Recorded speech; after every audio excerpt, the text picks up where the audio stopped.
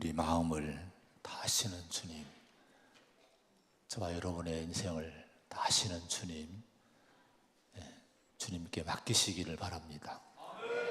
지금 염려하는 모든 것들 주님이 아실 줄로 믿습니다. 우리가 할 일은 주님과 동행하는 것, 우리 사랑하는 주님과 함께하는 것, 이게 중요한 줄로 믿습니다. 지난주부터 사마리아 여인에 대한 말씀을 함께 나누고 있는데, 이 사마리아의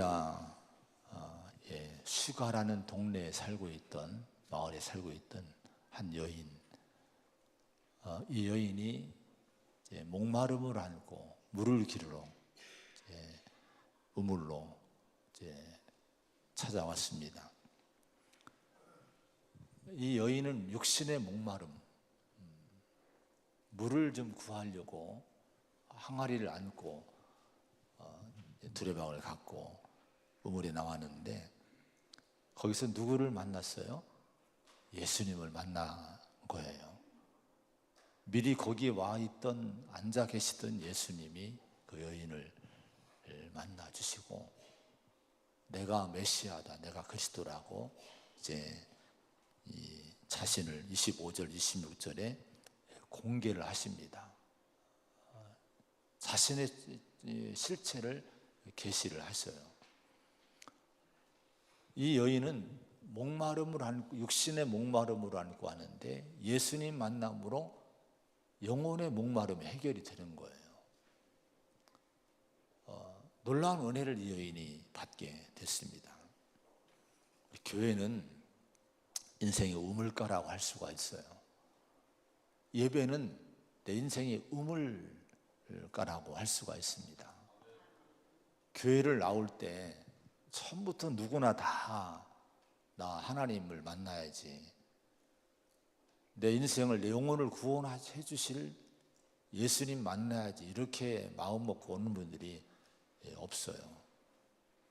다 그저 마음에, 막연한 마음의 편안함을 얻고, 또 아니면 어떤 목마름 때문에, 뭔가 좀 갈급한 마음, 또 문제 때문에, 고민 때문에 이렇게 교회를 찾아 나오고 예배를 찾아 나옵니다. 근데 이 교회를 나오고 예배를 드리고 할 때 누구를 만나요? 예수님을 만납니다. 예수님이 우리를 만나 주시는 거예요. 근데 오늘 말씀에, 이 성경의 지난주와 오늘 말씀 보면은, 이 수가성의 우물가에 여인이 먼저 나와 있던 것이 아니라 예수님이 먼저 나와서 거기 앉아 계시다가 이 여인을 만나 주신 거예요. 여러분, 여기 우리가 교회에 오면은, 또 예배에 오면은 주님이 우리를 기다리시고 있는 거예요. 그리고 우리 개인을, 이 목마른 여인을 만나신 것처럼 다 여러분을 만나 주심을 믿으시기 바랍니다. 그리고 우리의 목마름을 해결해 주시는 거예요. 이런 은혜를 체험하기를 축원을 드립니다. 그래서 이 여인은 이제 기쁨으로 마을로 들어가요. 이같이 여러분, 예배 드리고 갈 때, 교회에 왔다 갈 때는 기쁨으로 가야 돼요. 같이 나올 때 그 우울한 마음, 나올 때 그 갈급한, 그 목마른 마음으로 또 세상에 나가면 오늘 예배는 별 의미가 없어요. 정말 우리 마음에 기쁨을 안고 갈 수 있는 은혜가 오늘 예배를 통해 주어지기를 축원을 드립니다. 인간은 모두 목마른 존재라고 성경은 얘기를 합니다. 이 여인이 예수님을 만났을 때에 우물가에서 이제 여인에게 말을 걸어 오십니다. 여자야, 내게 물 좀 달라. 그러니까 이 여인이 놀라는 거예요. 이 당시는 지난주에 세밀하게 살펴봤지만은 유대인과 사마리아인들은 상종하지 않던 때예요. 특별히 유대인 편에서 볼 때, 사마리아인을 볼 때 표정이 달라요. 사마리아인들 보면 벌써 표정이 달라지는, 눈빛이 달라지는 거예요. 얼굴이 찡그려지고, 눈빛이 매서워지고, 경멸한 눈빛으로 쳐다보고, 그리고 심한 사람들은 재수 없다고 얘기하고, 이런 때인데 예수님은 그렇잖아요. 아주 표현은 안 했지만 그렇지 않겠습니까? 인자하신 미소를 지면서 여자여 내게 물 좀 달라.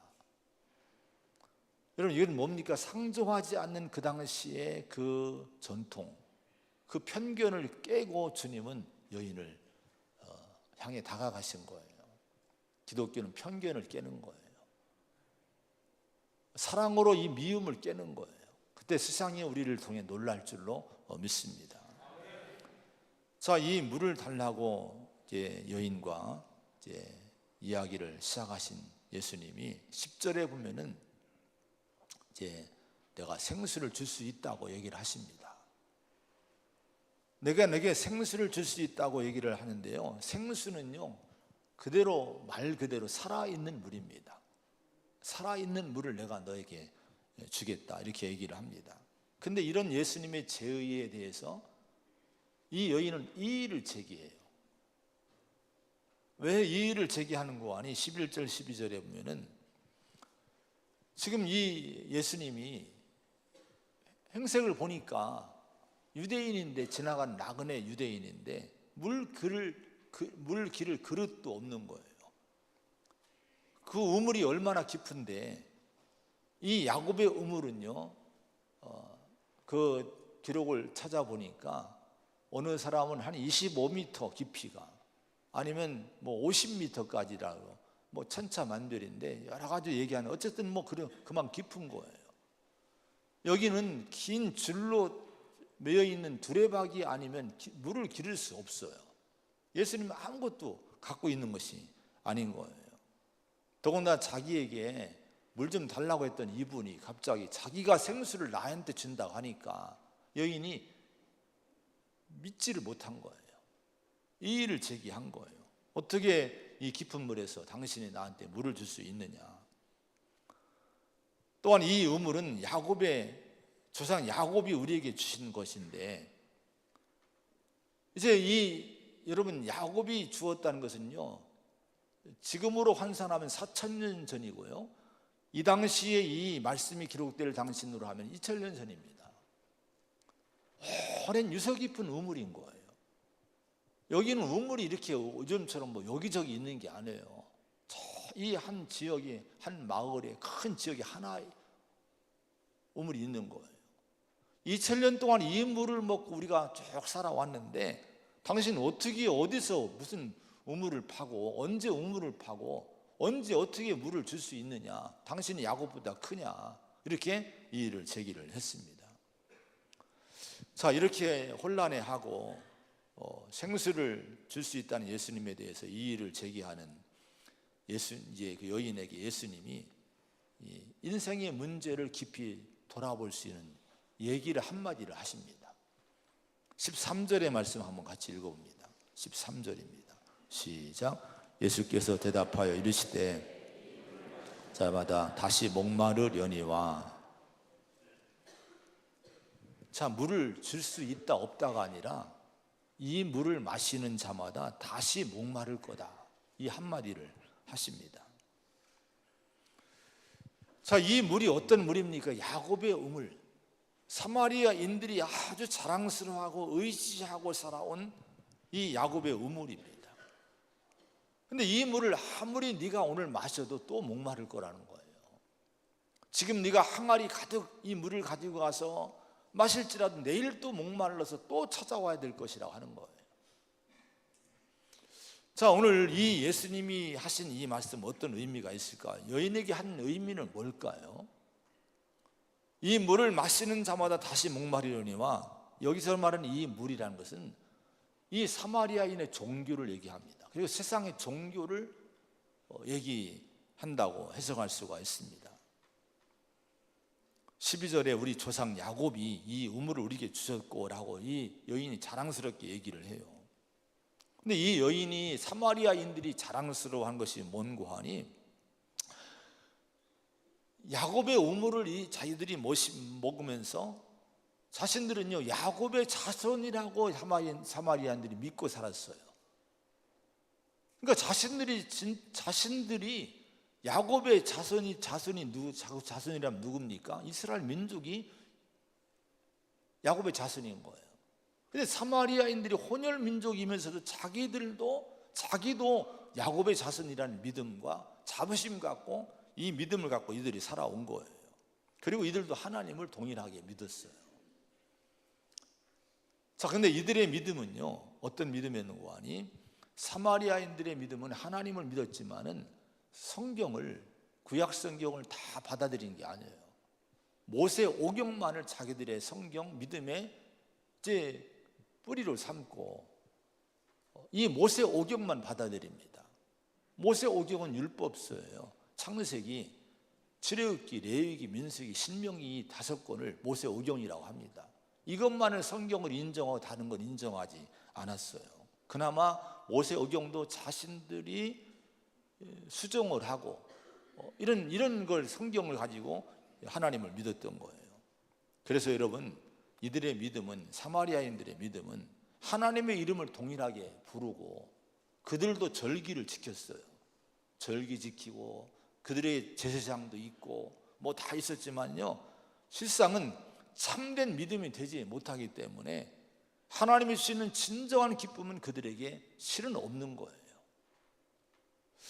자, 여러분, 그래서 여러분, 이 예수님이 하신 말씀은 너희들이 이 물을 마시고 너희들이 이렇게 하나님을 찾고 종교생활, 신앙생활 하지만은 그러나 이 종교 가지고 너희들 믿음 가지고는 목마름을 해결할 수 없다, 이 얘기를 하신 거예요. 여러분, 세상의 모든 종교가 다 그렇습니다. 거의 다 세상의 종교는 율법적인 거예요. 자기가 뭔가 노력하고 힘써서 뭔가 어느 경지에 도달하는 거, 이런 것이 이제 세상의 종교입니다. 근데 율법적인 신앙과 종교 가지고는 기쁨을 얻지 못해요. 왜냐하면 우리 죄의 문제는 해결되지 못하는 거예요. 사망의 문제는 세상의 종교로는 해결이 안 되는 거예요. 오직 죄와 사망의 문제는 우리 죄를 위해 십자가하신 예수님, 또 죽음에서 부활하신 예수님을 통해서만이 죄 문제가 깨끗이 해결되고 사망의 문제가 여러분 깨끗하게 해결되는 줄로 믿습니다. 이게 없으니 여러분, 세상에 어떤 종교도 어떤 도덕적인 윤리적인 것이 깊은 그런 것이 있다 할지라도 실은 영혼의 문제를 다뤄주지 못하기 때문에 여러분 다시 목마를 수밖에 없는 거예요. 그러면서 이 물을 마시면 다시 목마른다고 할 때 이 물은요, 세상에서 인간이 얻는 모든 것들을 의미합니다. 16, 17, 18절에 예수님이 그 여인에게 네 남편을 불러와라, 이렇게 얘기를 했죠. 그러니까 이 여인, 난 남편이 없다고 하니까, 그래 맞다, 너에게 남편 5이 있었지, 지금도 또 어떤 남자와 살고 있지, 근데 그 남편도 그 사람도 네 남편이 아니지, 이렇게 예수님이 그 여인에게 얘기를 해줍니다. 자, 이 말씀을 통해 우리에게 보여주신 여인의 모습은 어떤 모습입니까? 여인의 삶 자체가 세상의 것을 온통 찾아서 헤맸지만은 그러나 그 마음의 목마름을 해결하지 못한 한 인간의 모습을 이 여인이 보여주고 있는 거예요. 여러분, 5명의 남편, 또 하나의 남편, 6명이나 남자를 또 이제 만났지만은 그를 통해서 진정한 행복을 얻지 못한 거예요. 진정한 남편다운 남편을 만나지 못한 거예요. 여러분, 이건 뭐를 얘기합니까? 이것은 꼭 남자를 얘기하는 것이, 남편을 얘기하는 것이 아니라 세상의 어떤 것도 참다운 남편 같은 존재는 못 된다고 하는 거예요. 그래서 이 여인은 정말 목마름 가지고 육신의 물을 질러왔지만 실은 그 내면에는 더 큰 목마름이 있었던 거예요. 어디 가도 행복을 찾지 못한 이 목마름을 주님을 그걸 보신 거예요. 그래서 이 물을 마시는 자마다 다시 목마르려니와, 주님은 이 얘기를 해주신 거예요. 인간이 다 그런 존재입니다. 솔로몬은 전도서 2장에 보면은 그런 고백을 했어요. 이 자기 고백을 합니다. 전서 2장에 보면요, 모든 낙을 다 누려봤대요. 하고 싶은 거 다 해봤다고 얘기합니다. 술도 많이 먹으며 육신을 즐겁게 해봤고, 사업도 크게 해봤고 좋은 집도 줘봤고 또 노비도 많이 두어봤고 소와 양떼의 소유를 누구보다도 많이 가져봤고 또 심지어 노래하는 남녀들을 두었다. 이 연예인들을 자기 사적인 연예인으로 두고 그들의 노래를 듣고 즐겼다는 거예요. 처첩들을 많이 뒀다는 거예요. 왕까지 됐어요. 그런데요, 이 솔로몬이 뭐라고 고백을 하냐, 이렇게 고백을 합니다. 내가 생각해 보니 내 손으로 한 모든 일과 내가 수고한 모든 것이 다 헛되어 바람을 잡는 것이다. 여러분, 돌이켜보니 모든 것이 결국 바람을 잡는 듯이 헛된 일이었다라고 솔로몬이 말년에 이 고백을 합니다. 이게 뭐예요? 세상의 것들은요, 자기 목마름을 해결하지 못했다는 거예요. 그걸 잡았을 때는, 그걸 누릴 때는 그 세상을 다 얻은 것 같았지만은 지나고 보니까 이게 헛된 것이라고 하는 거예요. 왜 그러면 인간은 그걸 다 누려보고 다 찾아보고 다 얻어봐도 결국에는 우리 마음에 목마름을 해결하지 못하는 허전한 존재가 될 수밖에 없을까요? 인간 존재가 영적 존재이기 때문에 그런 거예요. 우린 동물이 아닙니다. 식물이 아닙니다. 먹이만 잔뜩 부어주면 그거 먹고 꿀꿀거리며 신나하는 만족하는 인생이 아니란 거예요. 하나님의 형상을 따라 지음받은 영적인 존재이기 때문에 우리 내면에는 영이 있어요. 영이. 여러분, 이 영적인 부분은요, 육신의 것들은 아무리 채우고 아무리 먹어도 아무리 입어도 채워지지 않아요. 이건 하나님이 들어오셔야 채워지는 거예요. 자, 이 부분이 채워지지 않으니 목마를 수밖에 없는 거예요. 그래서 이 여인은요, 지금 목마른 존재로 지금 살아왔던 거예요. 이 부분을 우리 주님이 지적을 한 거예요. 이 물을 마시는 자마다 다시 목마르려니와 네가 종교생활 아무리 해도, 네가 이 남자 저 남자 아무리 갈아치워도 그러나 네 영혼은 못 채워. 네 목마름 해결하지 못해. 이 얘기를 하신 거예요. 여러분, 그런데 주님이 그 여인에게 이렇게 얘기를 하셨어요. 목마르지 않는 삶을 살 수 있다고 얘기를 해주십니다. 14절의 말씀을 한번 읽어봅니다. 14절 시작. 내가 주는 물을 마시는 자는 영원히 목마르지 아니하리니 내가 주는 물은 그 속에서 영생하도록 솟아나는 샘물이 되리라. 할렐루야. 여러분, 주님이 하신 말씀은 분명한 거예요. 목마르지 않는 삶을 살 수 있다는 거예요. 이제는 더 이상 목마른 인생으로 살지 말고 목마름이 없는 참된 만족의 길을 찾을 수 있다고 하는 거예요. 자, 근데 이런 목마르지 않은 물을 어떻게 구할 수 있습니까? 어떻게 얻을 수 있습니까? 그동안 사마리아인들이 마시던 그 야곱의 우물이 아니라, 야곱의 어떤 이 사마리아인들의 종교가 아니라, 또 세상 것들이 아닌 이 남자 저 남자라는 이 물질 저 물질이라고 하는 이 세상 것들이 아니라 예수님 자신이, 위로부터 내려오신 예수님 자신이 그 물을 우리에게 줄 수 있다고 말씀하신 거예요. 그 물을 마시라고 요청하시고 있는 거예요. 그러면 예수님은 어떻게 그 물을 우리에게 줄 수 있을까요? 도대체 예수님은 어떤 분이시기에 우리에게, 이 목마른 우리들에게 그 갈증을 해결할 수 있는 물을 주시는 분이 될 수 있습니까? 10절의 말씀을 한번 읽어봅니다. 10절입니다. 시작.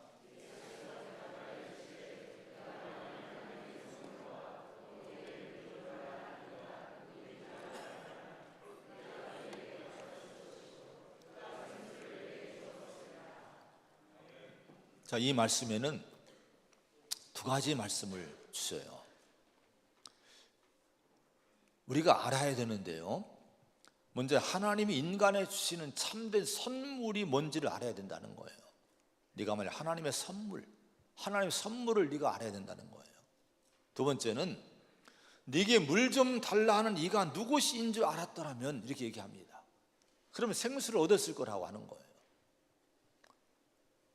여러분, 이 사마리아 여인에게 물 좀 달라고 하는 이가 누굽니까? 예수님 자신을 얘기해요. 그러니까 예수님 자신을, 예수님이 누구신지 바로 알아야 된다 하는 거예요. 하나님이 우리 인간에게 주신 선물이 여러분 그러면 뭡니까? 로마서 6장 23절에 보면은 죄의 삭선 사망이요 하나님의 은사는 그리스도 예수 우리 주 안에 있는 영생이니라 이렇게 말씀을 하십니다. 우리는 죄 아래에 있는 인간으로서 죄의 삭선 사망이라는 이 죄와 사망의 법에 의해서 다 우리는 사망을 당할 수밖에 없는 영원한 정죄와 심판 아래 놓일 수밖에 없는 비참한 인생이 우리들입니다. 그런데 하나님이 선물을 주시는 거예요. 은사는 선물을 얘기합니다. 은혜로 주신 선물을 얘기해요. 그 은사가 뭡니까? 예수 우리 주 안에 있는 영생을 하나님이 주신다고 하는 거예요. 하나님이 주신 가장 큰 선물은 영생을 믿으시기 바랍니다. 할렐루야. 자, 그런데 이 영생이라는 선물은 거저 주는 것이 아니에요. 은혜로 우리는 받지만은 여러분 하나님 편에서는 아주 값비싼 대가를 치르고 우리에게 주시는 거예요. 그래서 여러분 이 영생의 선물은 아주 보배로운 겁니다. 그냥 얻을 수 없는 거예요. 어떻게 우리에게 영생을 주십니까? 요한복음 3장 16절에 하나님의 세상을 이처럼 사랑하사 독생자를 주셨으니 이는 그를 믿는 자마다 멸망하지 않고 영생을 얻게 하려 하심이라. 여러분 영생을 얻게 하기를 원하시는데 멸망치 않고 어떻게 주십니까? 독생자를 그래서 주셨다는 거예요. 예수님은 우리에게 보내셨다는 거예요. 그 예수님이 이 땅에 오셔서 어떤 일을 하셨습니까? 히브리서 13장 12절에 그러므로 예수도 자기 피로써 백성을 거룩하게 하려고 성문 밖에서 고난을 받으셨느니라. 십자가를 지고 고난 받으시고 죽으신 거예요. 왜? 우리를 주님의 피로써 거룩하게 하려고. 이사야 53장 5절에 그가 찔림은 우리의 허물 때문이요 그가 상함은 우리의 죄악 때문이라. 우리가 다 양 같아서 그릇 행하여 각기 제 길로 갔거늘 여호와께서는 우리 모두의 죄악을 그에게 담당시키셨도다. 여러분 허물은 누가 졌어요? 우리가 진 거예요. 저와 여러분이 허물을 진 거예요. 우리가 죄를 진 거예요. 우리가 각기 제 길로 살아왔던 것이 인류 인간입니다. 그런데 예수님이 어린 양이 되셔서 찔리시고 십자가에 못 박히시고 피 흘리고 죽으셨어요. 뭐 때문에 그랬습니까? 우리 허물 때문에 했다는 거예요. 죄는 내가 지고 죄값은 예수님이 치르셨다고 하는 거예요. 여러분 그로 말미암아 우리에게 주신 은혜가 뭡니까? 그 은혜는요 우리가 그 복음을 믿으면 죄 사함을 받는 거예요. 죄 사함 받음으로 우리는 의롭다함의 선물을 받는 거예요. 의롭다고 인정받을 때 우리에게 주어지는 것이 뭡니까? 거듭남, 영생이란 축복을 우리가 받게 되는 거예요. 할렐루야. 여러분 하나님의 선물을 여러분 아시기 바랍니다. 하나님의 선물, 영생이란 선물을 주시는 거예요. 예수님을 바로 아시기 바랍니다. 예수님은 영생을 주시기 위해서 우리 죄를 위해 십자가에 어린 양으로 돌아가신 그런 사랑의 주님이신 거예요. 여러분 그래서 바로 그 예수님이 그런 예수님이 우리에게 영원히 목마르지 않는 물 생수를 주신다고 말씀하고 있는 겁니다. 그 생수는 그럼 뭘까요? 생수는요 죄사함이 생수고요 그로 말미암아 얻게 되는 의롭다함과 하나님의 자녀라는 신분과 영생이 우리에게는 생수가 되는 거예요. 그리고 그가 우리 안에 오셔서 역사하신 성령 역사가 우리의 생수가 되는 거예요. 요한복음 7장 37절 38절에 누구든지 목마르거든 내게로 와서 마시라. 나를 믿는 자는 성경이 이름과 같이 그 배에서 생수의 강이 흘러나오리라. 이렇게 말씀합니다. 여러분 다 목마르지 않습니까? 우리는 다 목마른 인생이에요. 이제는 주님께로 나와야 돼요. 주님 앞에 서야 됩니다. 여러분 예수를 믿으면 우리에게 생수의 은혜가 흘러나오게 되는데 여러분 이 지금 말씀한 대로 이 구원받고 죄사함 받고 죄와 사망의 문제가 해결되고 영생 얻으니 자유 얻으니 우리에게는 기쁨이 있는 거예요. 성령이 우리 안에 오셨으니 그 성령 안에 우리는 참된 기쁨과 그 평화의 삶을 살게 되는 줄로 믿습니다. 이것이 우리 안에 흐르는 생수의 강, 이것이 하나님이 주시는 예수님이 주시는 생수의 그 목마르지 않은 물이 됨을 믿으시기 바랍니다. 할렐루야. 우리가 이 은혜를 입었으니 이제는 방황을 끝내야 돼요. 교회에 나가서 또다시 헤매고 방황하고 목마른 인생을 살면 안 될 줄로 믿습니다. 15절에 보면은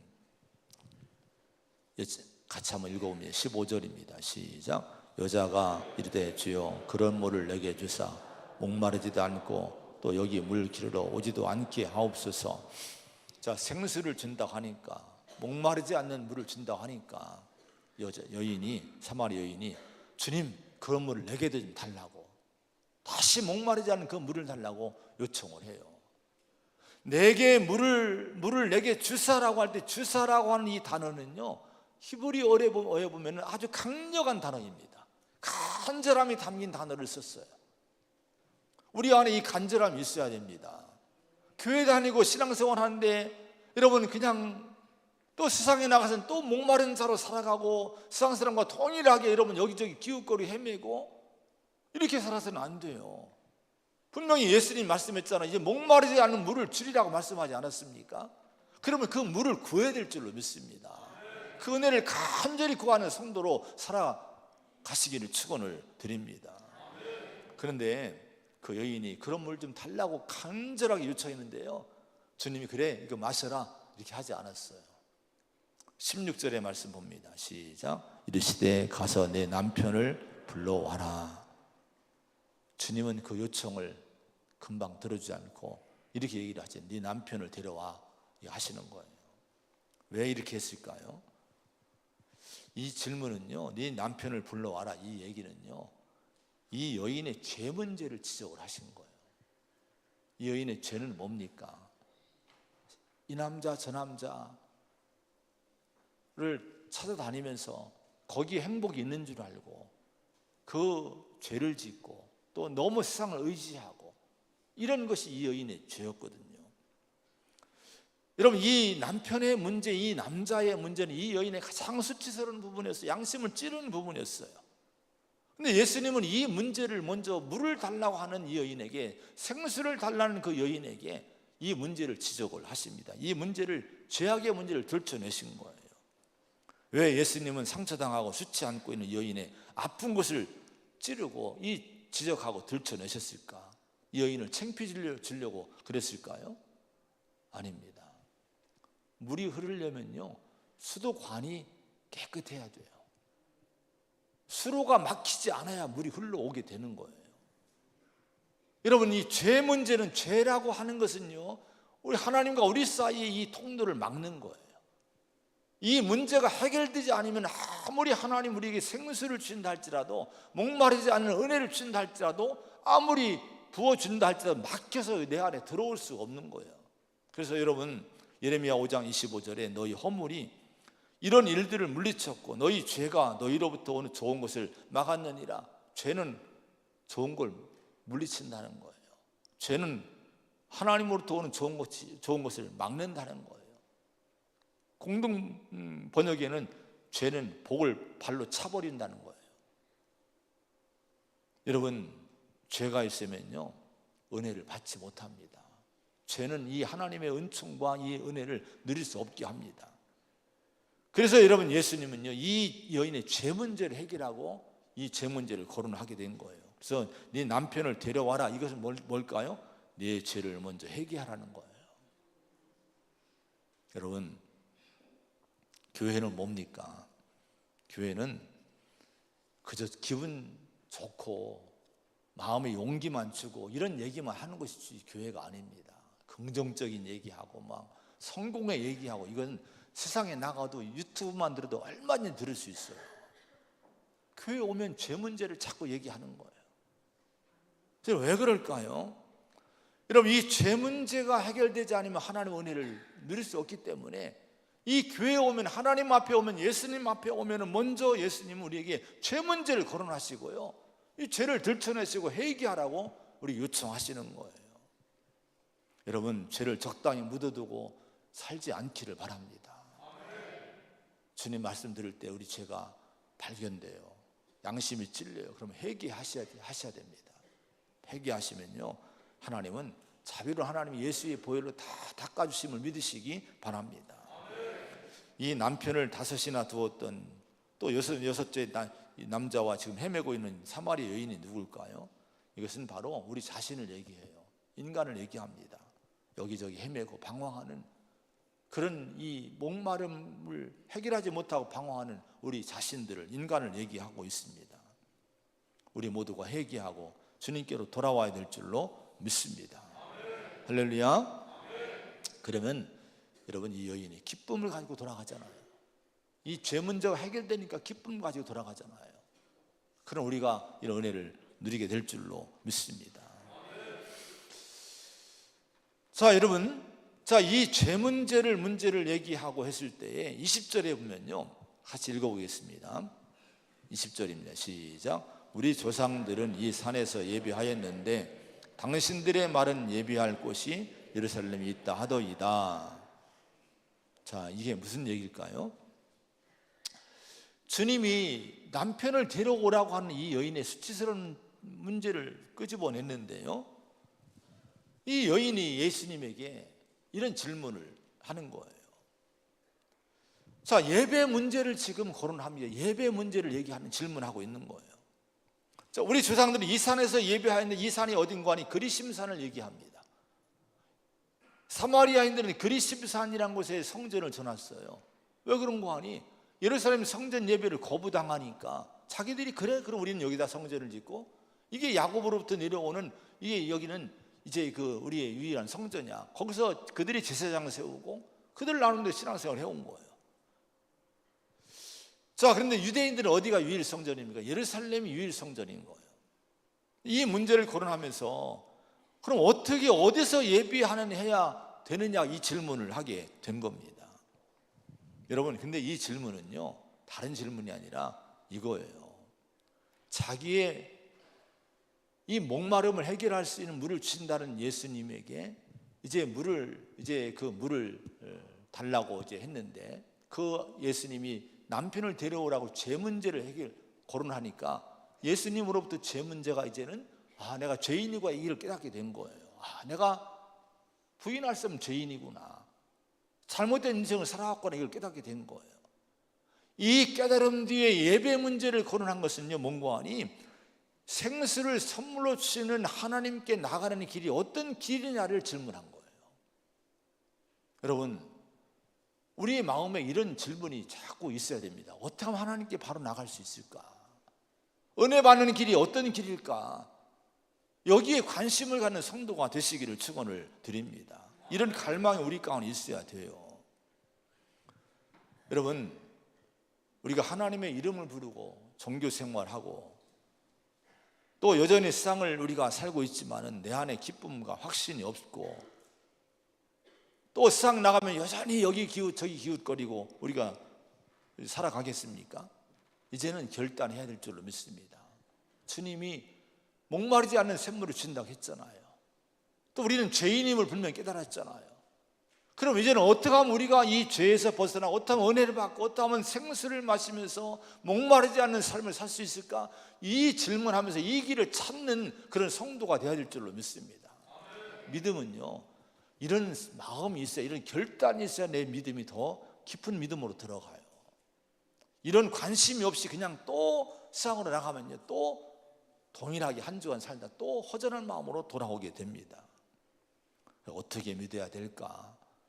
어떻게 하면 내가 더 깊은 믿음, 더 깊은 은혜를 체험할까? 여기에 관심을 갖기를 간절히 부탁을 드립니다. 자, 이 여인이 예배의 장소에 대해서 관심을 갖고 질문을 했죠. 어디서 예배를 드려야 되느냐? 어디서 드려야 하나님 하나님 만날 수 있느냐? 오늘날로 얘기하면 장로교냐, 성결교냐, 감리교냐, 구세군이냐, 침례교냐, 또 서울이냐, 부산이냐, 태안이냐, 이런 식으로 이제 질문들을 하는 거예요. 어디 가야 은혜 받을 수 있을까? 근데요, 예수님 뭐라고 하시는 거 아니? 21절의 말씀 한번 읽어보면 21절, 22절, 23절입니다. 한번 읽어봅니다. 시작. 예수께서 이르시되 여자여 내 말을 믿으라. 이 산에서도 말고 예루살렘에서도 말고 너희가 아버지께 예배할 때가 이르리라. 너희는 알지 못하는 것을 예배하고 우리는 아는 것을 예배하노니 이는 구원이 유대인에게서 남이라. 아버지께 참되게 예배하는 자들은 영과 진리로 예배할 때가 오나니 곧 이때나 아버지께서는 자기에게 이렇게 예배하는 자들을 찾으시느니라. 할렐루야. 참된 예배는, 하나님을 찾는 길은 장소적인 문제가 아니란 거예요. 교단적인 문제가 아니란 거예요. 장로교, 성결교, 감리교, 그 문제가 아니란 거예요. 시골이냐 도시냐가 문제가 아니란 거예요. 참된 예배, 하나님을 만날 수 있는 길은요, 하나님 아버지를 바라보고 드린 예배, 너희가 아버지께 예배할 때가 이르리라, 이렇게 말씀을 합니다. 그러면서 23절에 영과 진리로 예배할 때가 오나니 곧 이때라, 이렇게 말씀하십니다. 참된 예배는 뭡니까? 아버지께 드리는 예배여야 되고 영과 진리로 예배를 드리는 예배가 되어야 된다 하는 거예요. 교회를 여러분 왜 오십니까? 목사 보러 오십니까? 여러분, 목사를 찾아다니지 마시기 바랍니다. 사람을 찾아 헤매지 마시기 바랍니다. 우리는 누구를 바라보는 거예요? 아버지, 하나님 아버지를 보는 거예요. 시골에 있든 서울에 있든, 여러분 큰 교회에 있든 작은 교회에 있든 어느 교파에 있든 하나님 아버지를 바라보지 못하고 어느 한 사람 때문에 여러분 예배 드린다면 그 사람 예배 실패자인 거예요. 이은성이 예배를 받는 사람이 아닌 거예요. 예수님과 하나님 아버지를 바라보시기 바랍니다. 그리고 영과 진리로 예배를 드리라 하는 거예요. 영의 예배자가 되기를 축원합니다. 이 영은요, 성령으로 해석들을 많이 하죠. 이것보다도 더 우선적인 것은요, 영은 그냥, 이 원어는 그냥 영입니다. 영. 우리 안에 영적인 부분이 있어요. 그래서 우리 안에 영적인 부분에서 이 영은요, 하나님을 알아보고 하나님과 교제하는 거예요.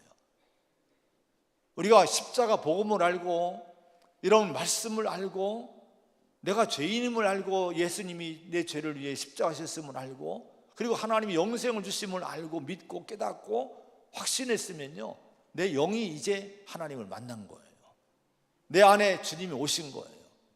이 확신을 가지고 드리는 예배, 확실한 이 믿음 가지고 감격 가운데 드리는 예배가 영의 예배라고 하는 거예요. 이때 성령이 역사하심으로 성령 안에서 진정한 예배가 드려지게 되는 거예요. 이런 사람 속에 생수의 강이 흐르게 될 줄로 믿습니다. 그저 여러분 감정으로 드리지 마세요. 육으로만, 몸으로만 와서 가는 육의 예배가 되지 않기 바랍니다. 내 영혼이 하나님을, 주님을, 십자가 복음을 꼭 붙들고 드린 예배자가 되기를 축원드립니다. 진리의 예배자가 되어야 된다고 말씀해요. 진리는 뭡니까? 하나님이 계시하시고 지시하신 방법을 순종하는 거예요. 진리는 예수님이 또 진리시죠. 예수 안에서 드리는 예배. 여러분, 그래서 세상의 모든 종교나 유대교나 사마리아인의 신앙인까지도 그들이 하나님의 이름 부르고 신의 이름을 아무리 불러도 십자가 진리를 모르고 예배 드리는 거기 때문에 그들의 예배는 진리의 예배가 아닌 거예요.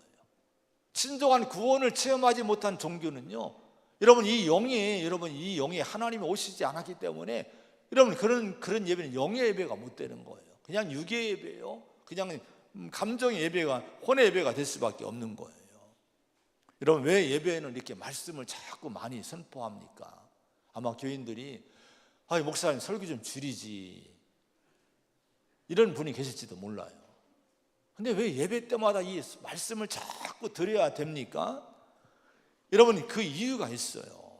이 말씀을 듣고 예배를 드려야 이 말씀 속에서 확신을 얻고 내 영의 그 기쁨과 확신을 안고 예배 드릴 때에 여러분, 그때 성령 안에서 감격스러운 진정한 예배가 드려지게 되는 거예요. 말씀이 없이 그저 내 감정으로만 드리면 이게 진정한 영적 예배가 못 되는 거예요. 먼저 여러분 말씀을 충분히 들으시는 성도로 습관을 들이시기 바랍니다. 할렐루야. 어느 젊은 목사님이 어느 교회 부임을 해갔어요. 부임 첫 주일 예배를 드리게 됐는데, 목사님, 그 젊은 목사니까 아기가, 어린 아이가 있어요. 이제 막 말하고 막 조금씩 걸으면서 엄마 아빠를 이렇게 이제 말하고 하는 아이가 있었대요. 그런데 엄마 품에 안겨서 이 아이가 예배를 드리는데 다 낯설잖아요. 처음 부임하고 처음 왔으니 다 낯설으니까 이제 애가 막 뚜리번거리고 하다가 그때 이제 자기 아빠인 목사님이 강대상에 등단을 한 거예요. 그리고 찬송 부르고 말씀을 전하고 이렇게 하는데요, 이 자기 아빠의 목소리가 마이크를 통해서 확 들려지기 시작하니까 위축되어 있던, 낯선 환경에서 위축되어 있던 이 목사의 어린 아들이 자기 아빠의 모습과 아빠의 음성을 듣고 반가워서 그냥 아빠 아빠 소리를 지르더란 거예요. 예배 시간에 너무 애가 아빠 아빠 아빠 막 그러니까 여러분 예배가 중단이 된 거예요. 너무 시끄러우니까. 그러니까 이 목사님이 너무 미안해서 막 그 사모님도 미안해서 아기를 다독이다가 데리고 나갔어요. 그리고 예배가 진행되는데 그 목사님이 사과를 했대요. 여러분 참 죄송합니다. 아이가 아직 잘 몰라서 어려서 잘 환경에 익숙하지 않아서 그런데 죄송하다고 미안하다고 사과를 했대요. 근데요 거기 연세가 많은 어느 원로 장로님 한 분이 이렇게 일어서시더니 이렇게 얘기를 하시더래요. 떨리는 음성으로, 떨리는 마음으로 얘기를 하더래요. 목사님, 사과하지 않아도 됩니다. 우리 대부분이 오늘 이 자리에 온 이유를 실은 정확히 모르고 우리가 겉으로만 신앙생활을 했고 겉으로만 예배를 드린 것 같아요. 근데 오늘 목사님의 어린 아드님이 오직 아빠의 얼굴, 아빠의 음성만 듣고는 기뻐하는 모습, 온전히 거기에 기뻐하는 그 모습 보고 비로소 우리가 왜 이 교회에 나와야 되는가를 깨닫게 됐습니다. 너무 감사해요. 이렇게 고백을 하더라는 거예요. 여기서 그 원로 목사 장로님이 깨달은 거예요. 야, 저 어린아이처럼 오직 아빠 때문에 그 기뻐하고 아빠 때문에 정말 마음에 기뻐서 아빠를 부르고 아빠만 집중하는 이 어린아이 마음, 이게 우리의 마음이 돼야 되는데 교회는 막상 와 있지만 내 마음은 딴 데 가 있고 내 마음은 하나님 바라보지 못하고 이렇게 신앙생활을 해왔으니 내가 정말 잘못된 신앙생활을 해왔구나. 이때 이분이 깨달은 거예요. 그 많은 몇십 분의 설교보다도 어린 나이에 그 목사님 아들의 그 순수한 그 모습 속에서 이분이 은혜를 받은 거예요. 우리가 진짜 예배자가 되어야 되지 않겠습니까? 영과 진리 안에서 아버지께 드리는 예배. 그럴 때 여러분은 생수의 은혜가, 정말 주님이신 은혜가 계속 우리 안에 넘쳐 흐르는 그 기쁨과 감격을 잃지 않고 사는 우리 성도와 교회가 될 줄로 믿습니다. 이런 우리 교회가 되시고 이런 성도가 되시기를 축원합니다. 네, 기도하겠습니다. 하나님 아버지, 참으로 감사합니다. 우리가 하나님을 만나지 못했고 예수를 만나지 못했으면은 여전히 목마름 가운데 세상에서 사마리아 여인처럼 헤매고 다닐 수밖에 없는 그런 비참한 인생이 됐을 터인데 오늘 우리에게 죄사함 주시고 영생 주시는 예수님 만났고 하나님 만났으니 정말 이것이 내 인생의 가장 큰 축복임을 믿습니다. 주여, 이제는 우리가 목마른 인생을 살지 않기를 원합니다. 예수가 주시는, 하나님이 주시는 이 영생의 은총과 그 은혜를 말미암아 내 안에 생수가 흐르게 하여 주옵소서. 이제는 방황하는 내 인생을 종지부를 찍게 하여 주옵소서. 끝내게 하여 주시옵소서. 예수님 앞에서 온전한 예배자로 사는 것이 기쁨이 되고 내 삶의 힘이 되게 하여 주시옵소서. 내 안에 갈망이 크기를 원합니다. 은혜 받는 길, 예배에 대한 그 갈망이 커서 예배를 기쁨으로 드리고 영과 진리로 아버지께만 예배드리는 우리가 되게 하여 주시옵소서. 오늘 밤부터 귀한 성회가 우리 교회에서 열립니다. 우리에게 큰 우물가를 배설해 놓으시고 우리를 기다리고 계신 줄로 믿습니다. 그분 성회에 큰 은혜 받게 하여 주시옵소서. 예수님의 이름으로 간절히 기도하옵나이다. 아멘.